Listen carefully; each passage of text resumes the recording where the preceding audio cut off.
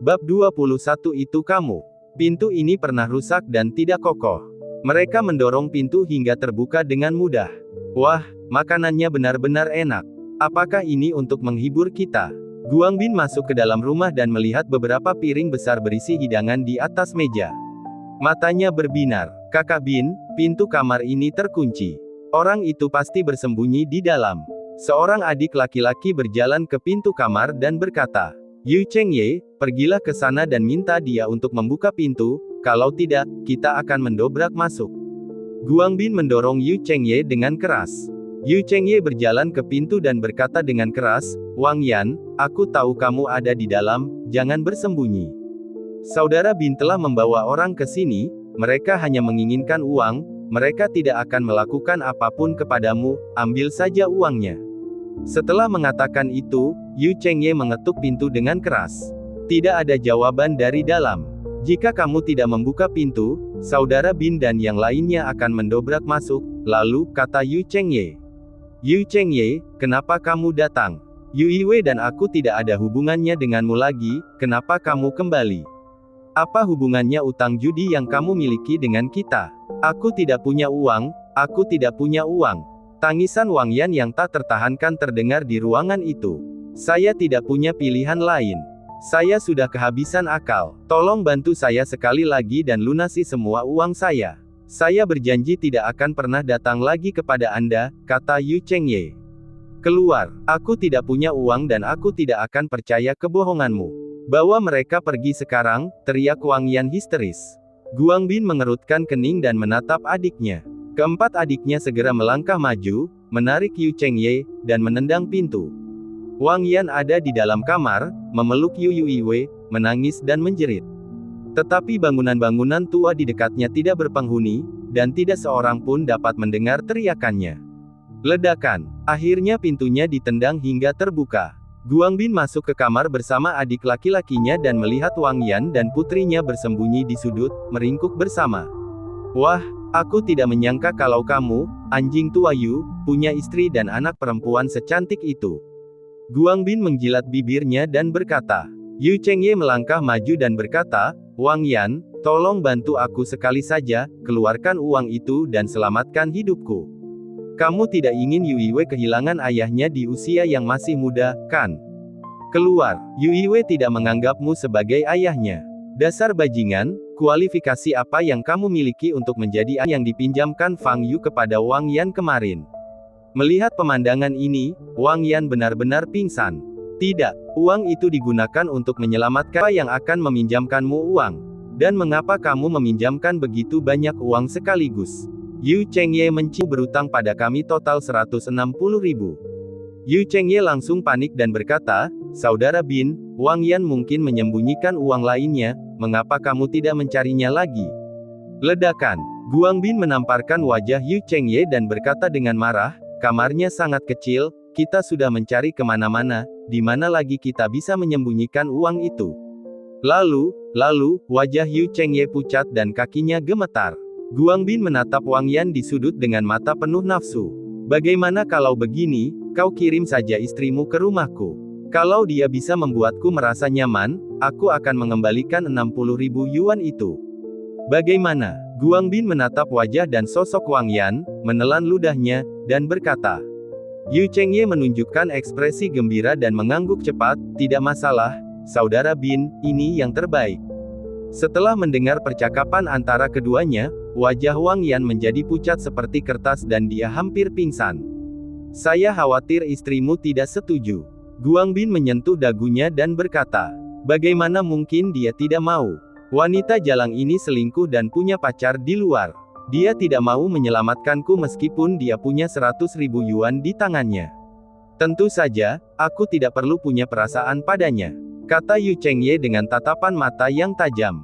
Baiklah, kamu bertanggung jawab untuk membawanya pergi, kata Guang Bin. Yu Chengye segera berjalan mendekat, meraih lengan Wang Yan dan menariknya keluar. Karena gangguan mentalnya, Wang Yan tidak punya kekuatan lagi dan ditarik olehnya. Bu, Yu Iwe meraih Wang Yan untuk mencegahnya dibawa pergi, dan menangis. Dasar jalang kecil, lepaskan. Yu Chengye mengumpat. Yu Yuiwei tidak peduli dan memegang Wang Yan erat-erat.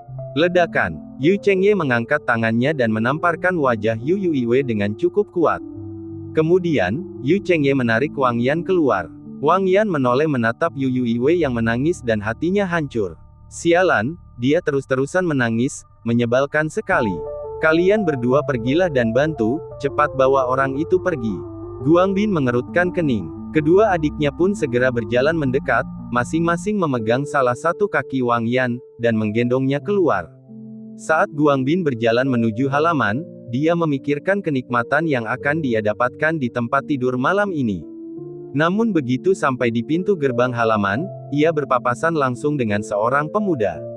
"Apa yang sedang kamu lakukan?" Fang Yu menatap sekelompok orang di depannya, begitu pula Wang Yan yang wajahnya dipenuhi air mata dan tengah berjuang keras, dengan tatapan dingin. "Dari mana asalmu, dasar bajingan kecil? Kalau kau tahu apa yang baik untukmu, minggirlah. Kalau tidak, aku akan menendangmu sampai mati." Mata Guangbin tampak galak. Fang Yu tidak mengatakan sepatah kata pun, mengulurkan tangannya, meraih leher Guangbin, dan mengangkatnya. Wajah Guangbin memerah, tenggorokannya tercekik, dan dia tidak bisa bicara. Dia menggunakan kedua tangannya untuk mencoba membuka tangan Fang Yu. Tetapi tangan Fang Yu seperti penjepit besi dan dia tidak bisa melepaskan diri sama sekali. Wajah Guangbin berubah dari merah menjadi ungu, dan dia hampir mati lemas. "Kakak Bin." Keempat adiknya bereaksi dan segera bergegas maju. Fang Yu tidak memiliki ekspresi di wajahnya dan melemparkan Guangbin ke depan. Ledakan. Dua adik lelaki yang berlari di depan tertabrak tubuh Guangbin. "Kamu mencari kematian." Dua saudara lainnya mengeluarkan pisau dari pinggang mereka, bergegas ke Fang Yu, mengangkat pisau dan hendak menusuk perut Fang Yu. Fang Yu bahkan tidak berkedip saat dia mengangkat kakinya dua kali dengan kecepatan yang tidak terlihat oleh mata telanjang. Retakan. Terdengar suara mengerikan tulang patah. Kedua saudara yang memegang pisau itu tidak dapat menusuk Fang Yu dengan pisau mereka. Mereka menjerit dan jatuh ke tanah, sambil memegang lutut mereka. Rasa sakit membuat seluruh tubuh mereka berkedut. Hanya dalam hitungan belasan detik, Fang Yu menjatuhkan Guangbin dan kelompoknya ke tanah. Yu Chengye sudah melepaskan tangan Wang Yan.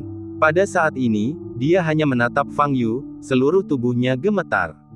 "Kau, siapa kau?" Guangbin bertanya dengan suara serak, sambil memegangi lehernya dan terengah-engah. Fang Yu tidak berkata apa-apa, berjalan menuju Guangbin, berjongkok dan mengulurkan tangannya. "Ah!"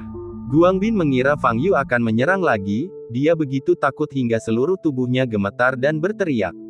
Tetapi Fang Yu tidak berbuat apa-apa, dia hanya mengambil segepok uang yang diselipkan di sakunya.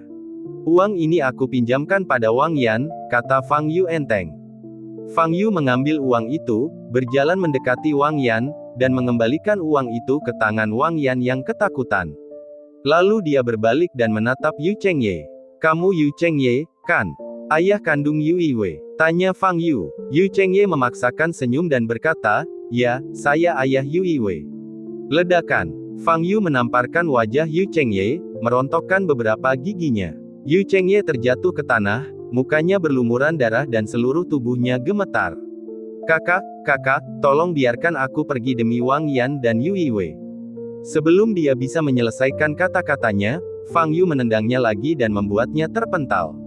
"Setelah hari ini, aku tidak ingin melihatmu lagi. Kalau tidak, aku akan membuatmu menghilang selamanya." Fang Yu berkata dengan dingin. Kemudian, Fang Yu berbalik dan menatap Guangbin. Saat Guangbin bertemu mata dengan Fang Yu, seluruh tubuhnya gemetar. "Begitu juga denganmu. Kau harus meminta Yu Chengye untuk membayar kembali uang yang dia hutangkan padamu. Jika kau datang untuk mengganggu Wang Yan dan putrinya lagi, aku tidak keberatan membunuh kalian semua," kata Fang Yu. "Kami mengerti, dan kami tidak akan berani melakukannya lagi." Guangbin segera bersujud kepada Fang Yu. Setelah melihat keterampilan Fang Yu, dia tidak ragu dengan apa yang dikatakan Fang Yu. Saat ini, dia hanya tinggal sepersekian detik lagi untuk dicekik sampai mati. "Cepat keluar dari sini dan bawa orang-orang ini bersamamu, termasuk Yu Chengye," kata Fang Yu. Guang Bin beserta dua adik lelakinya segera menyeret kedua rekannya yang lututnya hancur dan Yu Chengye yang tak sadarkan diri, lalu melarikan diri. Fang Yu awalnya ingin membunuh semua orang ini, tetapi ini mungkin membuat Wang Yan dan Yu Yuiwei yang hadir takut. Setelah Guang Bin dan kelompoknya pergi, Fang Yu menatap Wang Yan yang sedang berlutut di tanah dengan ekspresi bingung di wajahnya, dan berkata, "Bibi Wang, tidak apa-apa." Wang Yan mengalami banyak pasang surut malam ini, dan semua tenaganya terkuras habis. Pada saat ini, dia hanya bisa berkata dengan lembut, "Terima kasih, Xiao Yu." Begitu Fang Yu masuk ke dalam rumah, Yu Yuiwei segera melemparkan dirinya ke pelukannya dan menangis terseduh-seduh. "Tidak apa-apa, tidak akan ada yang mengganggumu lagi." Fang Yu menepuk punggungnya dan berkata, "Saat itu sudah pukul 11 malam ketika saya menghibur ibu dan anak itu dan kembali ke atas." Suatu malam berlalu. Keesokan paginya, Fang Yu datang ke sekolah. Begitu dia menaiki tangga ke lantai 3, angin sepoi-sepoi yang harum bertiup ke arahnya, lalu dia menabrak sesuatu yang lembut. Ledakan. Fang Yu tentu saja tidak akan terjatuh. Orang di depannya menjerit kesakitan dan terduduk di tanah dengan postur yang tidak begitu anggun. Fang Yu melihatnya dan mendapati bahwa pria itu adalah Ding Ran. "Itu kamu." Ding Ran menunjuk ke arah Fang Yu, matanya yang indah terbuka lebar. Fang Yu tertegun. Bagaimana Ding Ran bisa mengenalinya? Dia jelas menggunakan hipnotis pada Ding Ran terakhir kali. Bab 22 Kamu sudah dewasa. Ding Ran menunjuk Fang Yu dan membuka mulutnya, tetapi tidak memanggil namanya. Fang Yu tampak sangat familiar baginya, tetapi dia tidak dapat mengingat namanya. Petik 2. Teman sekelas, apakah kita pernah bertemu di suatu tempat sebelumnya? Tanya Ding Ran. Mungkin tidak, kata Fang Yu. Oh. Ding Ran membenturkan kepalanya, mengerutkan kening, masih memikirkan perasaan aneh yang familiar di otaknya. Melihat Ding Ran seperti ini, Fang Yu tahu bahwa hipnotis yang digunakannya hari itu berhasil. "Guru, sebaiknya Anda berdiri dulu." Fang Yu mengingatkan. Saat ini, Ding Ran masih duduk di tanah dengan kedua kakinya terbuka lebar, yang mana hal tersebut sangat tidak senonoh. Ding Ran kembali sadar, memperhatikan postur duduknya, tersipu, dan segera berdiri. "Teman sekelas, sepertinya aku pernah melihatmu di suatu tempat, dan sesuatu sepertinya telah terjadi pada saat itu." Ding Ran berdiri, masih berpikir keras. Sungguh menyakitkan mengetahui sesuatu terjadi tetapi tidak dapat mengingatnya. "Guru, kelasku akan segera dimulai, jadi saya pergi dulu," kata Fang Yu. "Baiklah, oke, mungkin aku salah mengenali orang." Ding Ran akhirnya menyerah. Dia benar-benar tidak bisa mengingatnya. Fang Yu melirik Ding Ran dan berjalan menuju kelas. Kecuali Ding Ran menghabiskan seharian penuh mencoba mengingat apa yang terjadi hari itu, mustahil baginya untuk mengingatnya. Tentu saja, bahkan jika Ding Ran benar-benar mengingatnya, itu tidak akan menjadi masalah besar. Setelah kembali ke kelas, Fang Yu mendengar bahwa He Donglin dan Hu Tao telah keluar dari rumah sakit, dan datang ke sekolah untuk menjalani prosedur pemindahan. Para siswa di kelas itu menatap Fang Yu dengan kagum di mata mereka. "Anda tahu, sebelum ini, He Donglin adalah orang yang sombong dan mendominasi di kelas 2 kelas 3, dan tidak ada yang berani memprovokasi dia." Tetapi Fang Yu tidak hanya memukuli He Donglin dengan keras, tetapi juga memaksanya untuk tidak berani melanjutkan belajar di sekolah menengah Jianghai. Fang Yu benar-benar arogan dan mendominasi. Tetapi bagi Fang Yu, mendengar berita ini bukanlah hal yang mengejutkan. Lagi pula, He Wencheng sudah ditangani olehnya, jadi bagaimana mungkin He Donglin punya keberanian untuk tetap bersekolah. Setelah sekolah pada siang hari, Tang Xiaorou dan Zhao Suanger pergi ke kafetaria bersama. "Suanger, kemarin sore, aku melihatmu pergi dengan mobil Yangsu." Tang Xiaorou ragu-ragu untuk waktu yang lama, tetapi akhirnya berbicara. Zhao Suanger berhenti, menatap Tang Xiaorou sambil tersenyum, dan berkata, "Xiaorou, apakah kamu cemburu?" "Cemburu? Buat apa aku cemburu? Aku cuma nggak mau kamu terlalu dekat dengan Yangsu. Yangsu memang bukan orang baik," kata Tang Xiaorou sambil mengerutkan kening. "Saya harap kamu tidak cemburu. Kamu tidak menyukai Yangsu, tetapi saya sangat menyukainya, dan saya telah menyukainya selama lebih dari 2 tahun, kata Zhao Suanger. Tang Xiaorou tercengang. Zhao Suanger belum pernah menceritakan hal ini padanya sebelumnya. Dia sudah mendekatimu sebelumnya, jadi aku tidak pernah mengatakan bahwa aku menyukainya. Tapi sekarang, Yang Su akhirnya menanggapiku. Xiao Rou, Yang Su benar-benar orang yang baik. Kamu dan dia mungkin memiliki kepribadian yang berbeda, tetapi dia benar-benar baik. Aku benar-benar senang bersamanya akhir-akhir ini. Mata Zhao Xuanger penuh dengan kekaguman dan kegembiraan. Melihat ekspresi senang Zhao Xuanger, Tang Xiaorou ingin mengatakan sesuatu, tetapi akhirnya tidak berbicara. Zhao Xuanger adalah sahabatnya di sekolah. Karena Zhao Xuanger bahagia, tidak ada alasan baginya untuk ikut campur. Xiaorou, maukah kau memberkati Yang Su dan aku? Zhao Xuanger meraih tangan Tang Xiaorou dan bertanya. Baiklah, aku doakan agar kalian para kekasih akhirnya menikah, kata Tang Xiaorou sambil tersenyum. Saat istirahat siang, Fang Yu sedang membaca novel ketika Tang Xiaorou tiba-tiba menghampirinya dan berkata, "Hei, tahukah kamu?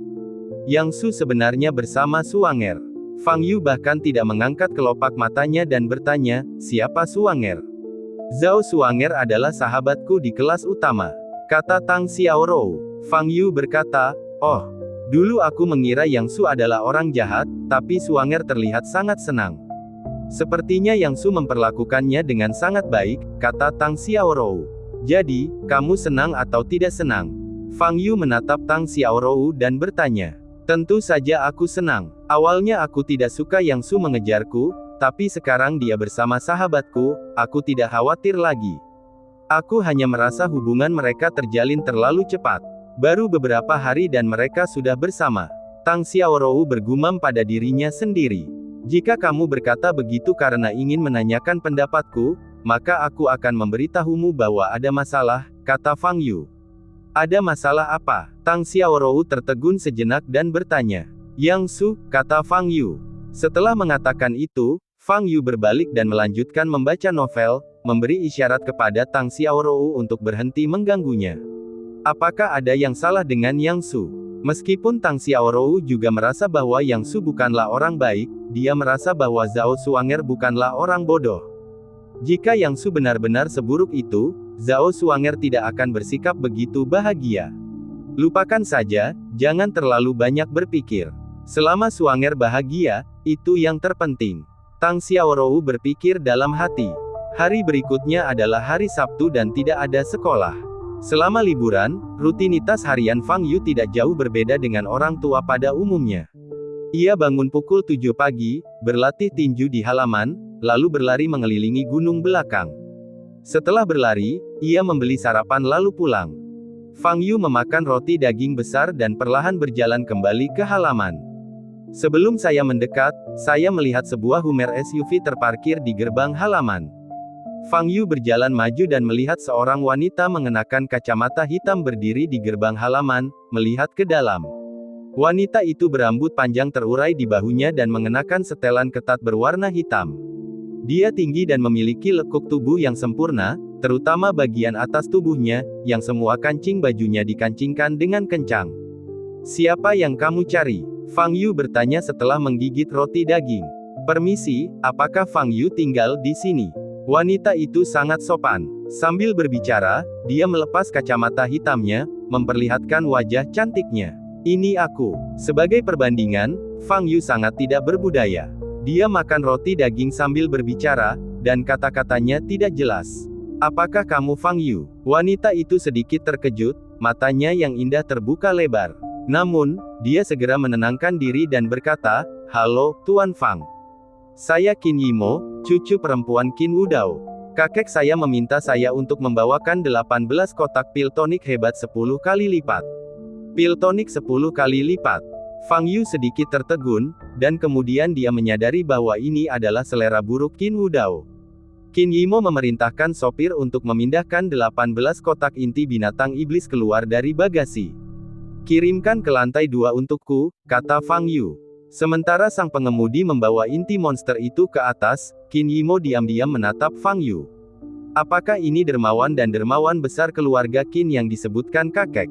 Terlihat terlalu muda, bukan? Sama seperti siswa sekolah menengah. Kakek juga menyuruhnya untuk meminta bantuan Fang Yu jika dia menemui kesulitan. Dilihat dari sudut pandang manapun, Fang Yu tidak terlihat seperti orang yang dapat menolongnya. Aku tidak menyangka dalam sekejap mata, kamu sudah tumbuh dewasa seperti ini. Fang Yu menatap Qin Yimo dan berkata dengan penuh emosi. Terakhir kali kita bertemu, Qin Yimo baru berusia 1 tahun. Tetapi kata-kata Fang Yu terdengar berbeda bagi Qin Yimo. Terutama pada saat ini, Fang Yu sedang menatap Qin Yimo, membuat Qin Yimo tanpa sadar berpikir bahwa dia sedang menatap puncak kebanggaannya. Begitu besar, wajah Qin Yimo sedikit memerah, dan dia berkata dengan marah, Tuan Fang, tolong hargai dirimu sendiri. Dia bertanya-tanya apakah dia telah menemukan orang yang salah. Apakah ini benar-benar orang yang diminta kakeknya untuk ditemukannya? Ini jelas seorang siswa SMP yang suka berandal. Fang Yu tersenyum dan berkata, kakekmu dan aku adalah teman lama. Teman lama. Qin Wudao berusia 83 tahun ini. Fang Yu hanyalah seorang anak kecil di depannya. Dia omong kosong, punya niat jahat, dan tidak sopan. Bagaimana mungkin orang ini begitu dihargai oleh kakek? Qin Yimo mengeluh dalam hatinya. Namun, meskipun ia lahir dalam keluarga bangsawan yang kaya, ia tetap menjaga perilaku dan didikan yang baik. Tuan Fang, kapan Anda bertemu kakekku? Tanya Qin Yimo. Sekitar 80 tahun yang lalu. Tidak, lebih tepatnya, seharusnya 78 tahun yang lalu. Fang Yu berkata dengan mata sedikit menyipit. Hehe, wajah Qin Yimo menegang dan dia hanya bisa tertawa datar. Dalam hatinya, pendapatnya tentang Fang Yu telah mencapai titik terendah. Dia berbicara omong kosong, menggunakan bahasa sombong, dan berpura-pura dewasa. Apa bedanya orang ini dengan siswa SMA lainnya yang suka melamun dan menyombongkan diri? Satu-satunya perbedaan mungkin adalah Fang Yu sedikit lebih tidak tahu malu. Apakah dia tahu siapa Qin Wudao?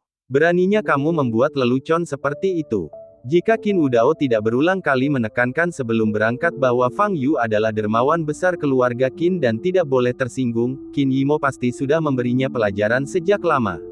Pada saat ini, pengemudi telah mengirim ke 18 kotak inti binatang iblis ke lantai 2 dan kembali ke lantai pertama. Qin Yimo melirik Fang Yu dan berkata, Tuan Fang, saya telah mengirimkan pil pengisian 10 kali lipat yang diminta kakek untuk diberikan kepada Anda. Jika tidak ada yang lain, saya akan terlebih dahulu. Mengapa kamu terburu-buru pergi? Kakekmu memintaku untuk menjagamu, jadi aku harus mengenalmu lebih baik. Kata Fang Yu. Qin Yimo menggigit bibir merahnya, berusaha menahan rasa tidak senangnya, dan berkata, Tuan Fang. Saya punya sesuatu yang mendesak untuk ditangani, jadi mengapa tidak menunggu sampai lain kali? Baiklah, tapi bagaimanapun juga, ini adalah pertama kalinya kita bertemu setelah kau dewasa, jadi aku harus memberimu sesuatu. Kau tunggu di sini sebentar. Fang Yu berkata, berbalik dan naik ke atas. Setelah menunggu 2 atau 3 menit, Fang Yu masih belum turun. Qin Yimo sudah cukup tidak sabar, tetapi dia harus mematuhi perintah kakeknya dan tidak boleh marah. Semenit kemudian, Fang Yu akhirnya turun, membawa sekantong sayuran yang dipetik kemarin. Ini adalah sayuran yang aku tanam sendiri. Semuanya alami dan tidak mengandung pestisida. Kamu bisa membawanya pulang dan memakannya. Fang Yu menyerahkan sayuran itu kepada Qin Yimo. Qin Yimo mengambil sayuran itu, memaksakan senyum sekuat tenaga, dan berkata, terima kasih. Dan ada kantong ini. Kamu bisa membawanya. Kantong ini punya efek menenangkan pikiranmu. Fang Yu mengeluarkan kantong yang terbuat dari linen dari sakunya dan menyerahkannya kepada Qin Yimo. Qin Yimo mengucapkan terima kasih lagi lalu pergi. Duduk di dalam mobil, Qin Yimo menarik napas dalam-dalam beberapa kali, payudaranya naik turun, dan butuh beberapa saat baginya untuk tenang. Tas wewangian jenis apa ini? Qin Yimo mengambil bungkusan yang diberikan Fang Yu, menempelkannya di dekat hidungnya dan mengendusnya. Dia tidak mencium aroma bunga, melainkan aroma obat. Namun anehnya, saat menciumnya, ia benar-benar merasa nyaman. Suasana hatinya yang tadinya tertekan menghilang dan ia menjadi tenang. Qin Yimo melirik sekantong sayur di kursi sebelahnya dan merasa sedikit geli. Siapa sebenarnya Fang Yu ini? Dia bertanya kepada Qin Wudao sebelum berangkat, tetapi Qin Wudao tidak memberikan jawaban langsung. Sebaliknya, dia berkata, cari tahu sendiri. Bagaimana Anda memahami hal ini? Dia merasa tidak bisa berkomunikasi dengan Fang Yu sama sekali. Lupakan saja, bisnis lebih penting. Qin Yimo menggelengkan kepalanya, berhenti memikirkan hal-hal ini, mengambil setumpuk dokumen dan mulai membaca. Bab 23 selangkah lebih dekat ke tahap pembangunan pondasi. Fang Yu kembali ke lantai 2 dan membuka 18 kotak inti monster satu per satu. Tingkat 2, tingkat 2, tingkat 2, tingkat 3. Di antara 18 inti dalam binatang iblis, hanya ada 4 inti dalam tingkat ketiga, dan sisanya semuanya adalah inti dalam tingkat kedua. Tentu saja, Fang Yu tidak menduga ada keluarga sekuler yang mampu memiliki ramuan batin tingkat tinggi, bahkan keluarga Qin. Setelah itu, Fang Yu mulai menelan inti monster ini satu per satu. Gelombang energi spiritual diserap oleh Fang Yu. Fang Yu akhirnya berhasil menerobos lagi, dan berhasil menembus 2 level berturut-turut. Tahap pemurnian Qi tingkat 9834 adalah satu langkah lebih dekat ke tingkat 10.000. Sore harinya, Fang Yu pergi ke kebun sayur dan menemukan sebuah mobil mewah berhenti di depannya di jalan terpencil di luar desa di kota. Orang yang keluar dari mobil adalah Ji Dongshan, yang mengenakan jas. Tuan Fang, saya menerima kabar bahwa keluarga yang mengirim Baizhan untuk menyingkirkan Anda. Anda harus segera ikut dengan saya. Dengan perlindungan keluarga Ji, Baizhan tidak akan memiliki kesempatan untuk menyerang Anda. Ji Dongshan berkata dengan cemas. Baizhan, mulut Fang Yu sedikit melengkung. Terakhir kali di keluarga Tang, dia telah memperingatkan Baizhan dan keluarga Yang, tetapi Baizhan tampaknya tidak menerima peringatan itu. Jika dia ingin datang, biarkan saja. Mengapa aku harus takut? Kata Fang Yu. Tuan Fang, percayalah pada kami. Baizhan adalah prajurit bawaan tingkat 9 dengan kekuatan super. Dia bukan orang yang bisa dengan mudah ditangani. Selain itu, keluarga yang selalu kejam. Jika mereka ingin menyingkirkanmu, mereka pasti tidak akan mengirim Baizhan begitu saja. Mereka pasti punya banyak trik lain. Kata-kata ini tidak diucapkan oleh Ji Dongshan, tetapi oleh Ji Rumei yang menjulurkan kepalanya keluar dari mobil. Wajah Ji Rumei masih pucat dan jelas bahwa dia belum pulih sepenuhnya dari luka-lukanya.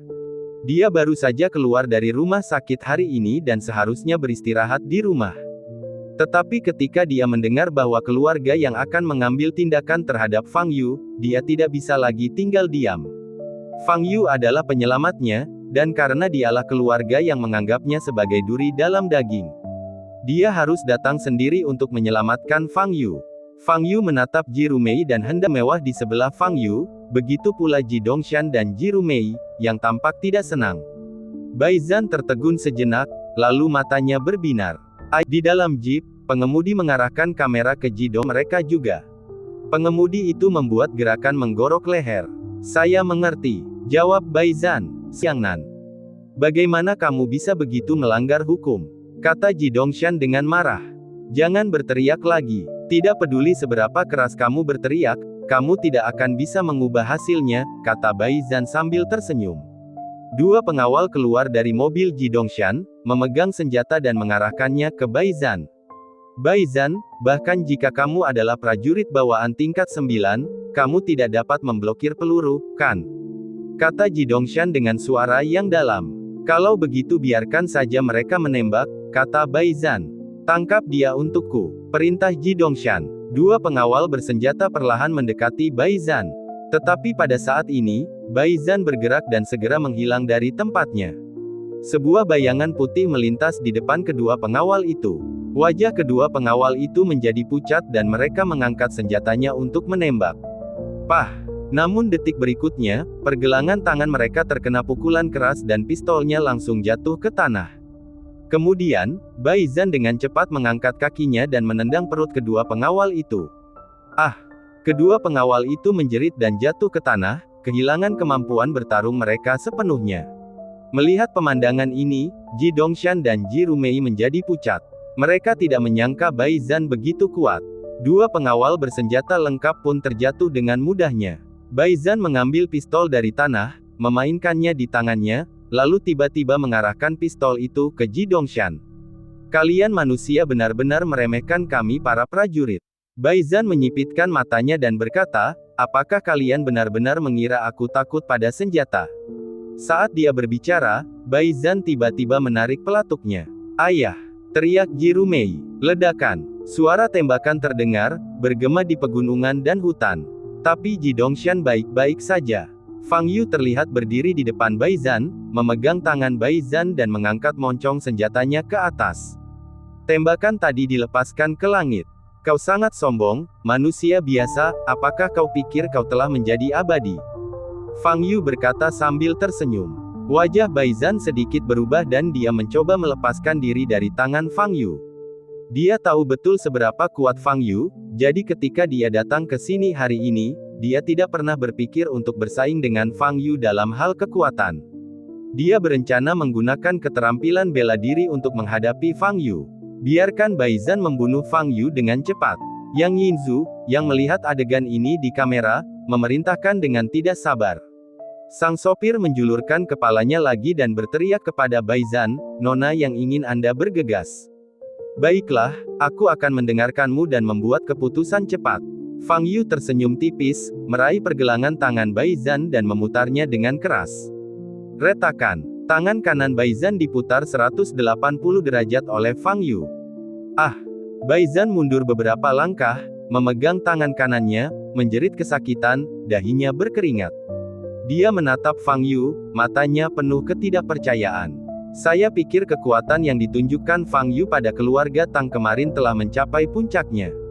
Tetapi dia tidak menyangka bahwa kekuatan Fang Yu bahkan lebih kuat dari yang dia duga.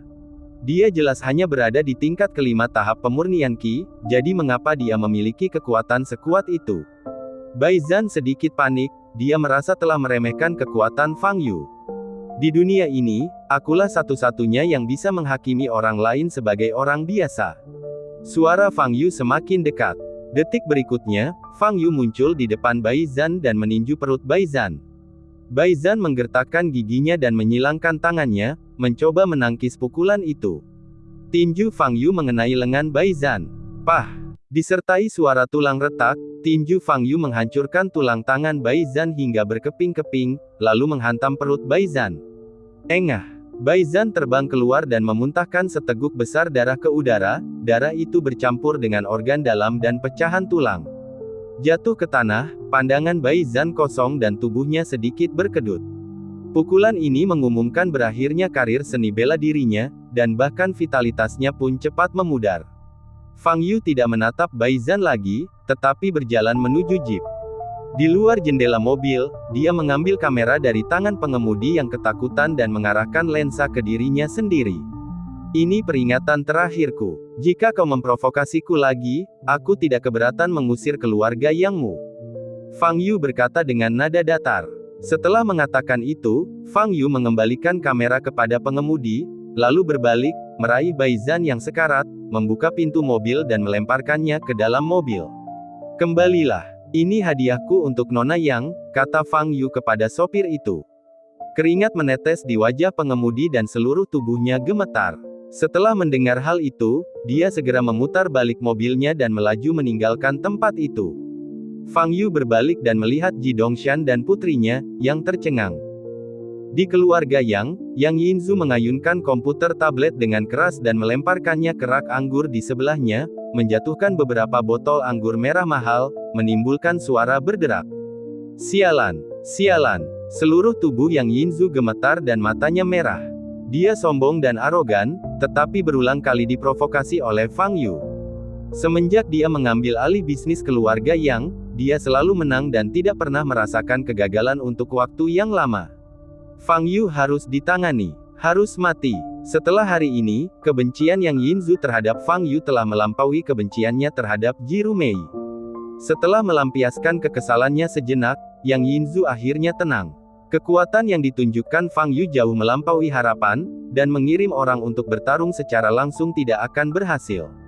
Jadi sekarang, jika kita ingin menyingkirkannya, kita perlu punya rencana lain. Kita harus bertindak saat dia lengah dan membunuhnya dengan satu pukulan. Yang Yinzu berpikir sejenak, dan senyum kejam muncul di wajahnya lagi. Fang Yu, kali ini aku akan memastikan kau mati tanpa mayat utuh. Akan ada ujian tiruan pada hari Senin dan Selasa. Ketika saya tiba di kelas pagi-pagi sekali, saya dapat melihat bahwa sebagian besar siswa sedang belajar dengan giat. Sejumlah kecil siswa, seperti Fang Yu, masih tidur di meja. Setelah Tang Xiaorou menyelesaikan 2 soal matematika, dia tidak bisa menahan diri untuk menepuk bahu Fang Yu. "Kenapa kamu tidak mengulang ujian tiruannya hari ini?" kata Tang Xiaorou sambil mengerutkan kening. "Aku tidak perlu mengulasnya," kata Fang Yu. "Tidak, kamu tidak ingin masuk ke universitas yang bagus. Kamu sangat hebat dalam hal lain, mengapa kamu tidak fokus pada studimu?" kata Tang Xiaorou. "Sekalipun aku tidak fokus pada pelajaranku, nilai ujianku lebih baik dari nilai ujianmu," kata Fang Yu. Tang Xiaorou tertawa, dan kali ini, dia benar-benar tidak dapat menahan tawa. Dia selalu menjadi salah satu siswa terbaik di mata pelajaran utama dan merupakan seorang master akademis sejati. Fang Yu, seorang siswa miskin yang tertidur begitu tiba di kelas setiap hari, ingin mendapat nilai lebih baik darinya dalam ujian. Mimpi. Dalam aspek lain, Tang Xiaorou mengakui bahwa Fang Yu sangat kuat, tetapi juga mengakui bahwa dia jauh lebih rendah daripada Fang Yu. Tetapi ketika menyangkut belajar, Tang Xiaorou, sebagai siswa terbaik, memiliki harga dirinya sendiri. "Bagaimana kalau begini? Ayo kita bertaruh. Kalau aku lebih baik darimu dalam ujian tiruan ini, kamu harus membawakanku sarapan setiap pagi. Gaya sarapannya tidak boleh sama," kata Fang Yu. "Bagaimana jika kamu kalah?" Tang Xiaorou juga menjadi bersemangat dan memiliki momentum yang kuat. "Aku tidak akan kalah, tetapi jika aku benar-benar kalah, kamu dapat melakukan apapun yang kamu inginkan," kata Fang Yu. "Oke, setuju." Tang Xiaorou langsung setuju, matanya penuh kebanggaan.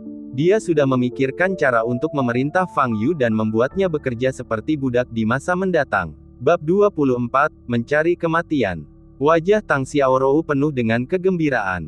Dia akhirnya memiliki kesempatan untuk memberi Fang Yu pelajaran. "Berapa nilai tertinggimu pada ujian tiruan sebelumnya?" tanya Fang Yu. Tang Xiaorou menunjukkan ekspresi bangga di wajahnya dan berkata, "Nilai tertinggiku adalah 709, yang menempatkanku di peringkat pertama di kelas utama."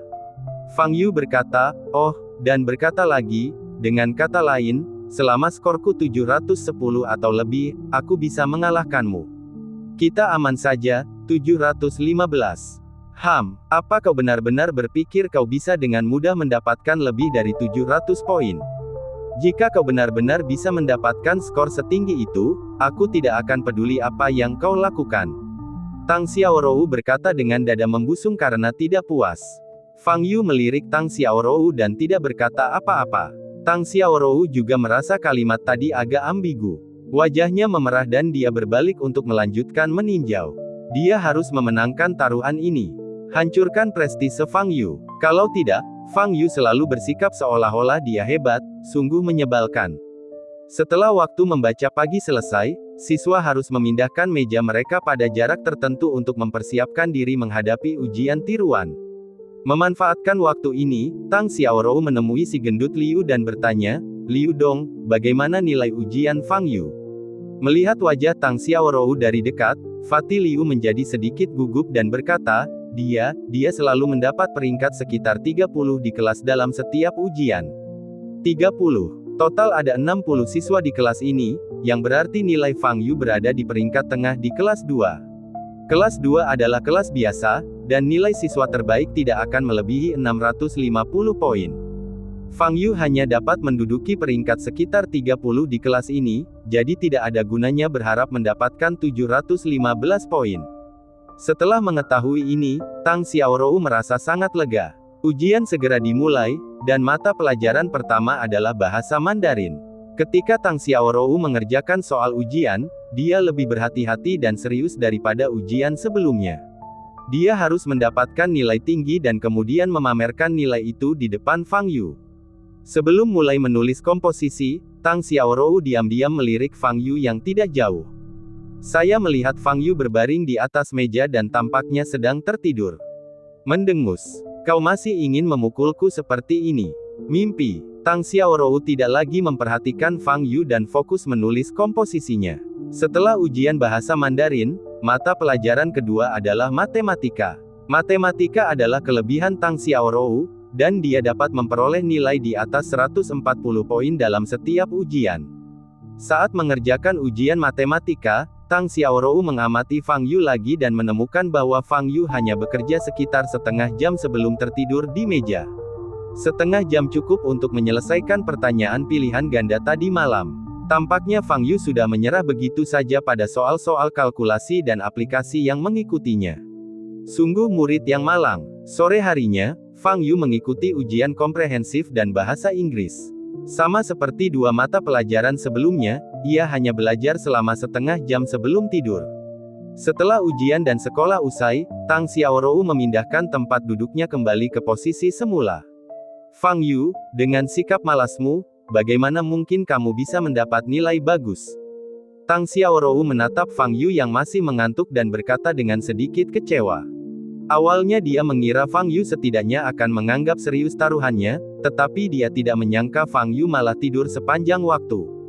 Hal ini membuatnya sedikit patah semangat dan tidak ada hal yang bisa disyukuri meskipun dia menang. Fang Yu tidak peduli dengan emosi Tang Xiaorou. Dia berdiri dan bersiap untuk pulang, tetapi telepon di sakunya bergetar. Fang Yu mengeluarkan ponselnya dan itu adalah panggilan dari Tang Mingde. Dr. Fang, Tang Xiao telah menemukan beberapa informasi tentang ramuan batin binatang iblis. Kata Tang Mingde. Di mana itu? Tanya Fang Yu. Di rumah lelang bawah tanah untuk para prajurit. Dia mendengar bahwa salah satu barang yang akan dilelang hari ini adalah ramuan dalam dari binatang iblis. Jika Dr. Fang tertarik, saya dapat meminta Tang Xi untuk mengantarmu ke sana. Dia sudah menunggu Xiaorou di gerbang sekolah, kata Tang Mingde. Baiklah. Fang Yu setuju. Fang Yu dan Tang Xiaorou masuk ke mobil Tang Xi bersama-sama. Tuan Fang, saya akan mengantar nona muda pulang dulu, lalu pergi ke rumah lelang bersama Anda. Apakah tidak apa-apa? Tanya Tang Xi dengan hormat. Sejak menyaksikan keterampilan hebat Fang Yu di desa di kota, sikap Tang Xi terhadap Fang Yu telah berubah. Baiklah, aku juga tidak ingin dia pergi bersamamu, kata Fang Yu.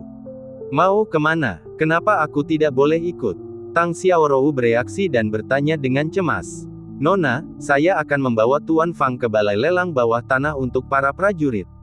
Di sana ada banyak orang, dan Anda seorang gadis, jadi sebaiknya jangan pergi ke sana, kata Tang Xi. Tang Xiaorou menggigit bibirnya, merasa sedikit tidak rela. Tetapi dia juga tahu bahwa Tang Xi tidak akan berbohong padanya, jadi dia tidak memaksanya. Setelah mengirim Tang Xiaorou kembali ke keluarga Tang Xi dan Fang Yu pergi ke rumah lelang bawah tanah. Rumah lelang ini didedikasikan untuk melayani para prajurit dan menyelenggarakan sedikitnya 2 lelang setiap bulan. Rumah lelang itu terletak di lokasi terpencil, di sebidang tanah kosong di pinggiran kota Jianghai. Ada bangunan yang agak kumuh di tanah itu, yang merupakan tempat pelelangan akan diadakan. Ada banyak mobil terparkir di ruang terbuka di depan gedung, termasuk beberapa mobil mewah dengan nilai pasar jutaan. Mata uang apa yang digunakan dalam lelang ini? Tanya Fang Yu. Itu uang yang sama yang kita gunakan setiap hari, tidak ada mata uang khusus, jawab Tang Xi. Fang Yu ingat bahwa lebih dari 4.000 tahun yang lalu, semua lelang dilakukan dengan batu roh. Memasuki rumah lelang, Fang Yu melihat hampir 100 pembudidaya. Semua kultivator ini berada dalam tahap pemurnian Qi, yang tertinggi tidak lebih dari tingkat ke-10, dan yang terendah hanya tingkat ke-3. Lelang ini biasanya menjual beberapa ramuan, bahan obat langka, senjata, dan barang-barang lainnya. Tang Xi memperkenalkan. Saat mereka sedang berbicara, Tang Xi mengajak Fang Yu ke barisan belakang dan duduk. Ia berkata, tidak ada aturan untuk pelelangan ini. Saat Anda tiba, cari saja tempat duduk dan tunggu pelelangan dimulai. Saat Anda melihat barang yang Anda minati, tawarlah. Penawar tertinggi menang. Setelah transaksi selesai, transaksi akan berjalan. Anda dapat pergi kapan saja jika Anda mau. Tidak buruk. Fang Yu mengangguk, tetapi dia tiba-tiba teringat bahwa dia sepertinya tidak membawa uang sepeser pun. Tuan Tang sudah memberitahu saya bahwa selama inti dalam binatang iblis muncul, saya akan membantu Anda mengambil gambarnya, berapapun biayanya. Tang Xi tampaknya tahu apa yang akan dikatakan Fang Yu dan mengatakannya terlebih dahulu. Terima kasih banyak, Tuan Tang, kata Fang Yu. Lelang akan segera dimulai. Barang lelang pertama hari ini adalah pil Yang Long, yang dibuat oleh Master Wu, Raja Pengobatan di Huaibei. Fungsinya adalah, kata juru lelang di atas panggung dengan penuh semangat. Fang Yu akhirnya mengerti setelah mendengar apa yang dikatakan kemudian bahwa pil Yanglong ini sebenarnya adalah afrodisiak. Namun afrodisiak ini dijual dengan harga tinggi yakni 300.000 yuan dan dibeli oleh seorang lelaki tua berambut dan berjanggut putih yang tampaknya tidak punya banyak waktu lagi untuk hidup. Fang Yu merasa sedikit terdiam. Rumah lelang ini benar-benar memiliki berbagai macam orang. Sekitar selusin barang yang dilelang berikutnya semuanya adalah ramuan ajaib, senjata dan sejenisnya, yang menurut pendapat Fang Yu semuanya adalah sampah. Barang lelang berikutnya adalah ramuan batin binatang iblis, yang dibawa kembali oleh seorang guru yang telah melewati berbagai macam kesulitan. Teriak juru lelang. Setelah itu, ramuan ajaib dari dalam diri monster itu dipresentasikan di atas panggung. Inti bagian dalam binatang iblis berukuran sebesar kepalan tangan berwarna merah gelap. Ramuan ajaib dari binatang iblis tingkat 5. Merasakan aura yang terpancar dari ramuan batin, Fang Yu langsung menjadi bersemangat. Dia belum pernah melihat ramuan batin binatang iblis tingkat tinggi seperti itu selama bertahun-tahun. Setelah menelan ramuan batin ini, Fang Yu mungkin bisa menembus 2 atau 3 level lagi. Harus mengambil gambar. Semua orang mungkin berpikir bahwa ramuan batin monster tidak berguna dan hanya dapat digunakan untuk koleksi, tetapi sebenarnya, menggiling ramuan batin monster menjadi bubuk dan menggunakannya sebagai obat memiliki efek yang sangat baik dalam memperkuat tubuh, juru lelang itu memperkenalkan. 1 juta. Fang Yu berteriak tepat sebelum juru lelang menyelesaikan perkenalannya. Terdengar seruan di mana-mana. Nilai praktis dari ramuan dalam monster ini bahkan tidak jelas, namun seseorang benar-benar menawarkan harga 1 juta untuknya. 1.500.000. Suaranya dalam. Semua orang melihat ke arah suara itu dan melihat seorang pria setengah baya dengan wajah kasar. Orang yang mengajukan penawaran itu adalah Takeo. Sialan, kenapa kita masih memperjuangkannya? Serahkan saja padanya. Orang itu pasti tidak akan berani menawar lagi, kalau tidak, dia akan mendapat masalah dengan Wu Laohu, kan? Terdengar bisikan-bisikan di mana-mana, dan banyak orang memandang Fang Yu dengan ekspresi bercanda di wajah mereka. Alasan mengapa Wu Xiong hanya menawarkan harga 50.000 lebih tinggi sebenarnya adalah sebuah peringatan, memperingatkan Fang Yu agar tidak menaikkan harga lebih jauh. Jika Fang Yu berani terus menaikkan harga, dia mungkin akan memancing balas dendam dari Wu Xiong. Siapa orang ini? Tanya Fang Yu. Tangxi tampak muram, dan berkata, pria ini bernama Wu Xiong, seorang prajurit bawaan tingkat ke-10, sangat kuat, dan sangat sombong. Dia terkenal di dunia seni bela diri kota Jianghai. Tuan Fang, saya khawatir kita harus memberikan inti binatang iblis ini kepadanya terlebih dahulu, lalu membelinya dengan harga tinggi. Tidak perlu melakukan itu, ambil saja gambarnya, kata Fang Yu dengan tenang. 2 juta, teriak Fang Yu. Terjadi keributan di mana-mana. Si juru lelang sangat gembira. Bagi rumah lelang, keberadaan orang-orang seperti Takeo merupakan kanker yang mengurangi keuntungan rumah lelang mereka. Namun, karena Wu Xiong terlalu kuat, rumah lelang tidak berani menyinggung perasaannya. Tetapi Fang Yu berinisiatif untuk menaikkan harga, jadi itu bukan lagi urusan rumah lelang mereka. Wu Xiong mengerutkan kening dan melihat ke arah Fang Yu berada. Fang Yu tersenyum padanya. Mencari kematian. Wu Xiong tersenyum kejam dan berhenti menawar. Para prajurit yang hadir membicarakannya. Sudah berakhir, Wu Laohu telah memutuskan untuk membunuh. Anak itu baru berada di tingkat kelima tahap pemurnian Qi. Dari keluarga siapa dia? Beraninya dia menyinggung Wu Laohu. Dia menghabiskan 2 juta untuk membantu Wu Xiong membeli ramuan batin binatang iblis. Dia bahkan mungkin kehilangan nyawanya. Sungguh kerugian yang besar. Fang Yu menatap Tangxi yang berwajah pucat di sampingnya dan berkata, kamu seharusnya membawa cukup 2 juta, kan? Aku sudah membawa cukup uang, tapi... Tangxi ragu untuk berbicara. Dia merasa bahwa Fang Yu impulsif dan menyinggung Wu Xiong, konsekuensinya akan menjadi bencana. Awalnya, solusi terbaik adalah membiarkan Wu Xiong mengambil gambar inti dalam monster itu, lalu membelinya dari Wu Xiong dengan harga tinggi. Lagi pula, inti dalam monster itu tidak ada nilainya bagi prajurit lain, hanya Fang Yu yang sangat membutuhkannya. Meskipun Tuan Fang berbakat, dia masih terlalu muda dan terburu nafsu. Tangxi mendesah dalam hati. Dia tahu bahwa Fang Yu sangat terampil, tetapi dia bukan tandingan Wu Xiong. Alasan mengapa Wu Xiong bisa begitu sombong dan mendominasi adalah karena kekuatannya jauh melampaui prajurit biasa. Bahkan di antara para pendekar yang memiliki tingkat bawaan ke-10 seperti dia, hanya sedikit yang dapat menandinginya. Bab 25 Fang Yu curang. Fang Yu mengabaikan tatapan mata dari sekelilingnya, berjalan ke meja depan bersama Tang Xi, membayar 2 juta, lalu mengambil inti dalam binatang iblis tingkat kelima di tangannya dan meninggalkan rumah lelang. Takeo mendengus dingin dan mengikutinya keluar. Ayo kita pergi menonton pertunjukannya. Banyak orang yang penasaran ingin menyaksikan keseruannya dan mengikuti Takeo keluar. Saat Tang Xi mengikuti Fang Yu keluar, keringat dingin muncul di dahinya. Setelah memikirkannya, dia mengeluarkan ponselnya dan ingin menelepon Tang Mingde. Tidak perlu menelepon. Fang Yu menghentikan Tang Xi. Ekspresi Tang Xi terus berubah, tetapi dia akhirnya meletakkan teleponnya. Saat ini, keduanya sudah berjalan ke tempat terbuka tempat mobil diparkir. Kalian berdua, berhenti di situ. Suara berat Wu Xiong datang dari belakang. Fang Yu berhenti, berbalik, menatap Wu Xiong dengan senyum di wajahnya, dan bertanya, apakah ada yang salah? Dengan senyum kejam di wajahnya, Takeo berkata, wah, kamu cukup berani. Karena kamu masih sangat muda, aku akan memberimu 2 pilihan. Pilihan pertama adalah memberiku 2 juta dan aku akan membiarkanmu pergi. Cara kedua adalah aku akan menghancurkanmu dan kemudian mengambil ramuan batin monster itu.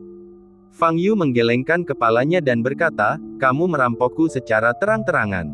Aku tidak akan memilih jalan manapun. Kalau begitu kau hanya ingin mati saja, kata Takeo dengan mata terbelalak. Saudara Wu, saya Tang Xi dari keluarga Tang Jiangnan. Ini adalah teman saya. Tolong, pinta Tang Xi. Keluarga Jiangnan Tang. Wu Xiong tertegun, lalu matanya berbinar. Keluarga Tang. Kalau begitu, kalian pasti sangat kaya.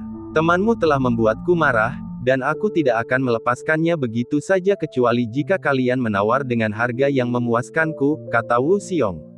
Saya bersedia membayar 2. Tang Xi hendak berbicara. Fang Yu melangkah maju dan berkata, jangan pernah berpikir untuk mendapatkan sepeser pun.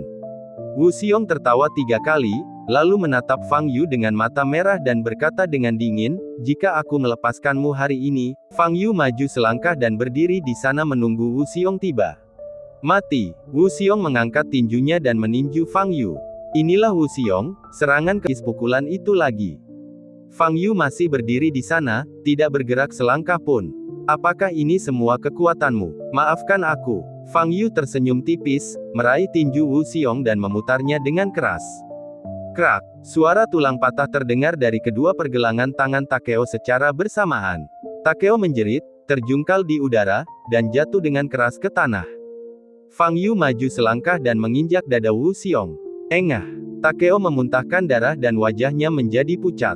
Ketika orang-orang di sekitar melihat pemandangan ini, mata mereka terbelalak tak percaya.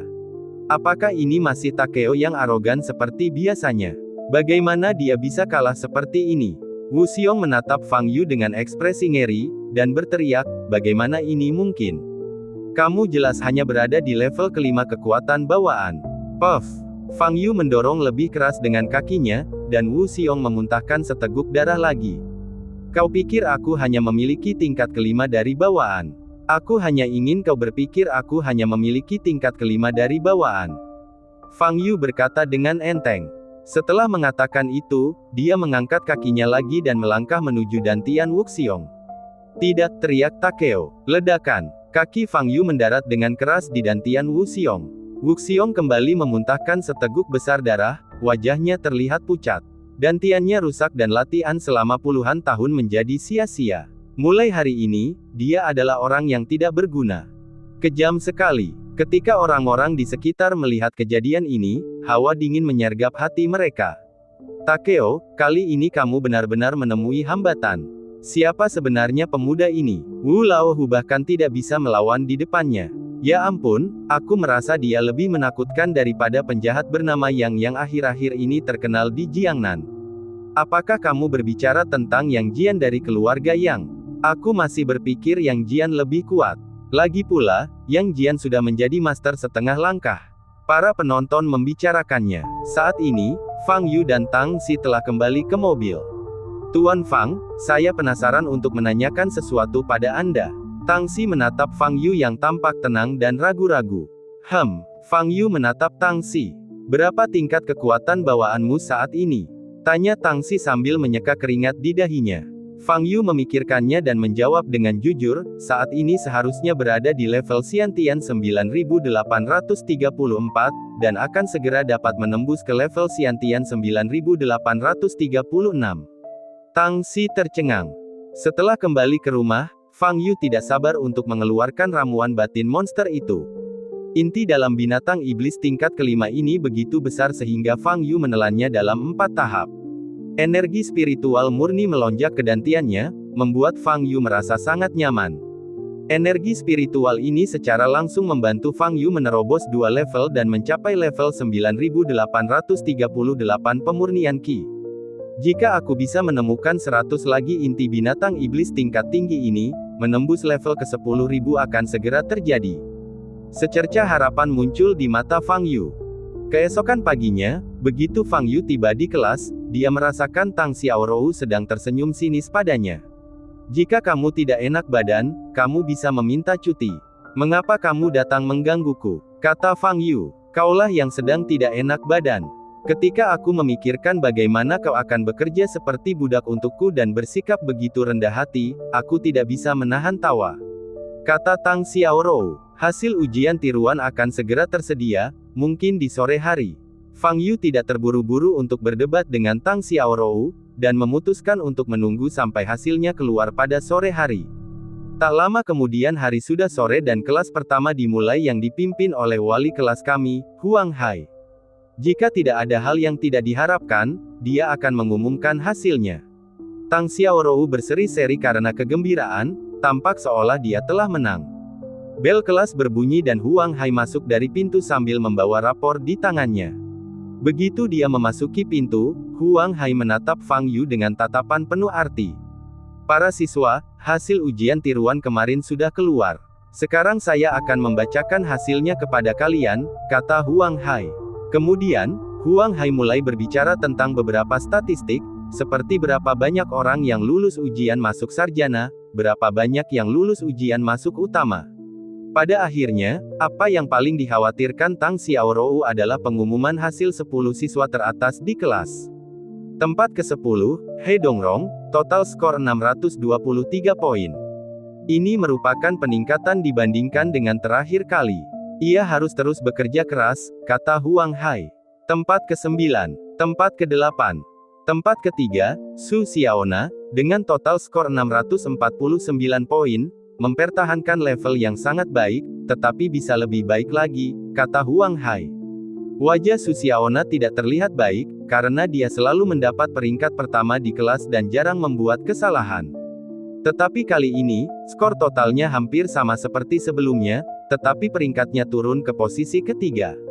Terdengar suara terkejut di kelas, tetapi kemudian mereka ingat bahwa Tang Xiaorou telah pindah ke kelas 2. Tang Xiaorou merupakan siswi terbaik di kelas utama, jadi wajar saja jika nilainya lebih baik dari Su Xiaona. Tempat kedua, Tang Xiaorou, dengan total skor 707 poin, berada di peringkat keempat di seluruh kelas. Ini hasil yang sangat bagus, puji Huang Hai. Tetapi para siswa di kelas itu tercengang. 707 poin, keempat di kelas. Dengan nilai segitu, kok aku nggak masuk peringkat pertama di kelas? Apakah Huang Hai salah mengisi formulir? Tang Xiaorou menggigit bibirnya dan mengerutkan kening. Dia tidak pernah menyangka bahwa dengan nilai seperti itu dia bahkan tidak akan menduduki peringkat pertama di kelas. Mungkinkah itu? Tang Xiaorou tiba-tiba teringat sesuatu dan menoleh ke arah Fang Yu, dan mendapati Fang Yu sedang berkonsentrasi membaca novel. Seharusnya bukan dia. Tang Xiaorou menghibur dirinya sendiri. Aku tahu semua orang bingung. Siapa yang menjadi juara pertama di kelas kali ini? Kenapa Tang Xiaorou, dengan 707 poin, tidak bisa menduduki peringkat pertama? Saya juga sebenarnya cukup terkejut. Setelah melihat nilai siswa ini, saya bahkan mengira ada kesalahan, jadi saya bertanya kepada guru mata pelajaran masing-masing dan memeriksa nilai setiap mata pelajaran. Akhirnya, kami menyimpulkan bahwa hasil ini benar, kata Huang Hai sambil menatap Fang Yu. Para siswa di kelas itu juga menoleh dan mengikuti pandangan Huang Hai ke tempat Fang Yu berada. Peringkat pertama diraih Fang Yu dengan total skor 723 poin. Skor ini bukan hanya yang pertama di kelas, tetapi juga yang pertama di seluruh kelas. Kata Huang Hai. Wow, terjadi keributan di kelas. Tidak seorang pun menyangka Fang Yu akan meraih juara pertama, dan total skornya begitu tinggi sehingga ia menduduki peringkat pertama di kelas. Tang Xiaorou memandang Fang Yu yang tenang dan kalem, dan ingin menangis sejenak. Dia belajar sangat giat, tetapi pada akhirnya dia mendapat nilai 16 poin lebih rendah daripada Fang Yu yang tidur sepanjang waktu. Siapa sebenarnya Fang Yu? Bagaimana dia bisa begitu kuat? Tang Xiaorou memiliki perasaan campur aduk. Di satu sisi, dia merasa sangat tidak rela, tetapi di sisi lain, dia sepenuhnya diyakinkan oleh Fang Yu. Mulai besok, jangan lupa bawakan aku sarapan.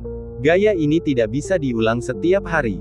Fang Yu menepuk bahu Tang Xiaorou dan mengingatkannya. Aku tahu. Tang Xiaorou benar-benar putus asa, suaranya setipis nyamuk. Guru, Fang Yu pasti curang. Pada saat ini, Su Xiaona tiba-tiba berdiri dan berkata dengan keras.